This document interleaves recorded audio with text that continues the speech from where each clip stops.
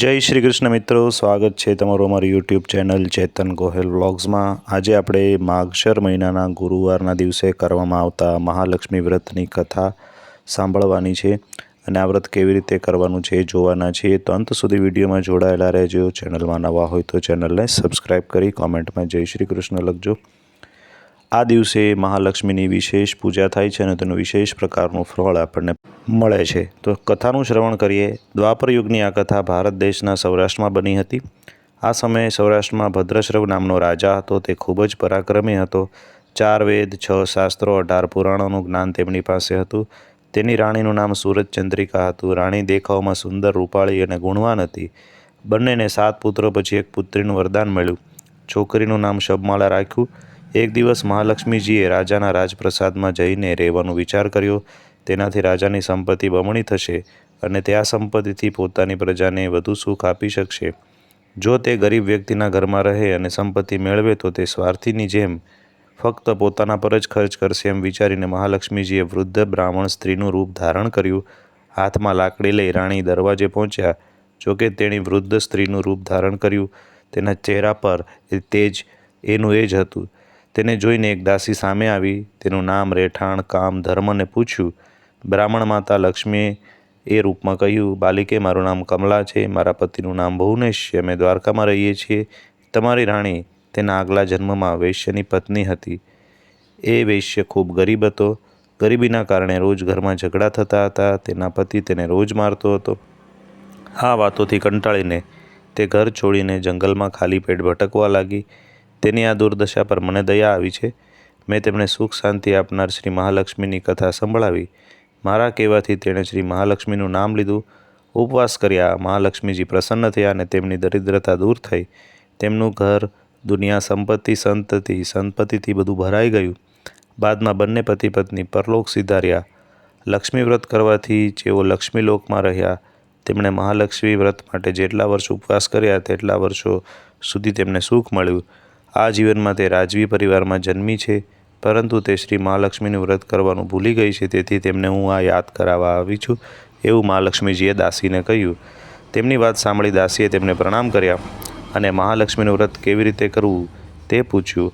વૃદ્ધાએ દાસીને પૂજાની વિધિ કીધી, મહિમા જણાવ્યો। પછી દાસીએ માતાજીને નમસ્કાર કર્યા અને રાણીને અંદર કહેવા ગઈ।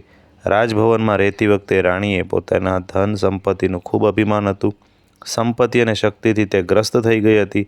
દાસી દ્વારા કહેલી વાત અને વૃદ્ધ મહિલાની વાત સાંભળી તે ગુસ્સે થઈ ગઈ અને વૃદ્ધ મહિલાના સ્વરૂપમાં આવેલા મહાલક્ષ્મી પર તેમણે પ્રહાર કર્યા। તેમને ખબર ન હતી કે મહાલક્ષ્મી માતા વૃદ્ધ મહિલાના રૂપમાં તેમના દ્વારે આવેલા છે, પરંતુ રાણીનું આવું અસંસ્કારી વર્તન, તેનો અનાદર જોઈ માતાજીએ ત્યાં રહેવાનું યોગ્ય ન માન્યું। તે ત્યાંથી નીકળી ગયા।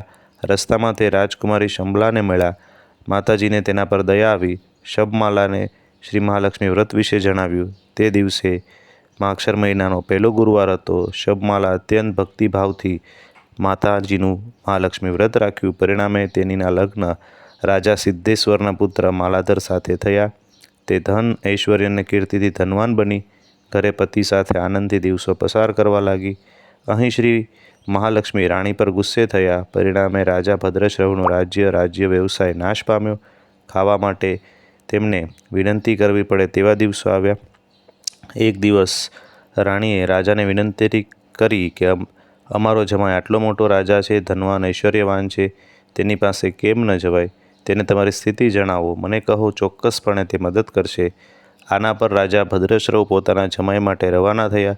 રાજ્યમાં પહોંચ્યા। થોડીવાર આરામ કરી એક તળાવના કિનારે રોકાયા। તેમાંથી 10 લોકોએ તેને તળાવમાંથી પાણી લેવા જતા જોયા। તેણે નમ્રતાથી તેના વિશે પૂછપરછ કરી અને જ્યારે ખબર પડી કે તે રાણી શબમાલાના પિતા છે ત્યારે ત્યાં દોડી ગયો। આટલું કર્યા પછી રાણીને આખી વાત કહી। રાણીએ દાસીને શાહી વસ્ત્રો મોકલાવીને તેનું ખૂબ ધામધૂમથી સ્વાગત કર્યું, સન્માન કર્યું। ખાવા પીવાનું કામ થઈ ગયું। જ્યારે તેઓ પાછા ફરે છે, તેને સોનાની મુદ્રાથી ભરેલો એક ઘડો આપે છે। જ્યારે રાજા ભદ્રશ્રવ પાછો ફર્યો ત્યારે રાણી સૂરજચંદ્રિકા તેમને જોઈને ખુશ થઈ ગઈ। તેમણે સોનાના સિક્કાથી ભરેલો ઘડો જોયો, પણ હે ભગવાન, ઘડામાં પૈસાને બદલે કોલસો મળ્યો। આ બધું શ્રી મહાલક્ષ્મીના ક્રોધને કારણે થયું હતું। આ દુર્દશાના બીજા ઘણા દિવસો વીતી ગયા। આ વખતે રાણી પોતે તેની પુત્રી પાસે ગયા। તે માગશર મહિનાનો છેલ્લો ગુરુવાર હતો. શબમાલાએ ઉપવાસ કર્યો હતો. મહાલક્ષ્મીની પૂજા કરી માતાને પણ ઉપવાસ કરાવ્યો. હવે રાણી તેના ઘરે આવી. શ્રી મહાલક્ષ્મીનું વ્રત રાખવાથી તેને ફરીથી પોતાનું રાજ્ય, ધન અને ઐશ્વર્યની પ્રાપ્તિ થઈ. તેણી ફરી એક સુખ, શાંતિપૂર્ણ, આનંદી જીવન જીવવા લાગી. થોડા દિવસો પછી શબરીમાલા પોતાના પિતાના ઘરે આવી. સૂરજ ચંદ્રિકાને તેના ઘરે જોઈને જૂની વાતો યાદ આવી કે શબમાલાએ તેના પિતાને કોલસો ભરેલો ઘડો આપ્યો હતો. તેને તો કશું ના આપ્યું. તેથી શબમાલાએ તેના પિતાના ઘરે આવી તેની સાથે આદર આતિથ્ય સાથે વ્યવહાર કરવામાં ન આવ્યો. ઉલટાનો તેનો અનાદર થયો. આ વિશે તેને ખરાબ ન લાગ્યું. પોતાના ઘરે પરત ફરતી વખતે તેના પિતાના ઘરેથી થોડું મીઠું લીધું. ઘરેથી પરત ફરતા તેના પતિએ પૂછ્યું, તમે તમારા માના ઘરેથી શું લાવ્યા છો? આના પર તેણે જવાબ આપ્યો કે હું ત્યાંથી સાર લઈને આવી છું. પતિએ પૂછ્યું, આનો અર્થ શું છે? શબમાલાએ કહ્યું, ધીરજ રાખો, બધી જ ખબર પડી જશે. તે દિવસે શબમાલાએ મીઠું ઉમેર્યા વિના બધો જ ખોરાક તૈયાર કર્યો અને સર્વ કર્યો. પતિએ ભોજનનો સ્વાદ ચાખ્યો. આખો ખોરાક મીઠા વગરનો હતો. તેથી શબમાલાએ થાળીમાં મીઠું નાખ્યું, જેના કારણે આખો ખોરાક સ્વાદિષ્ટ બનવા લાગ્યો. પછી શબમાલાએ પતિને કહ્યું કે માના ઘરેથી લાવેલી આ સાર છે. પતિને તેની વાત સારી લાગી. પછી બંને મજાક કરતા જમવા લાગ્યા. કહેવાય છે, આ રીતે જે કોઈ પણ શ્રી મહાલક્ષ્મીની ભક્તિભાવથી પૂજા કરે છે તેને માતાની કૃપા હંમેશા પ્રાપ્ત થાય છે. સુખ, સંપત્તિ અને શાંતિ પ્રાપ્ત થાય છે. તેમની બધી જ મનોકામના પૂર્ણ થાય છે.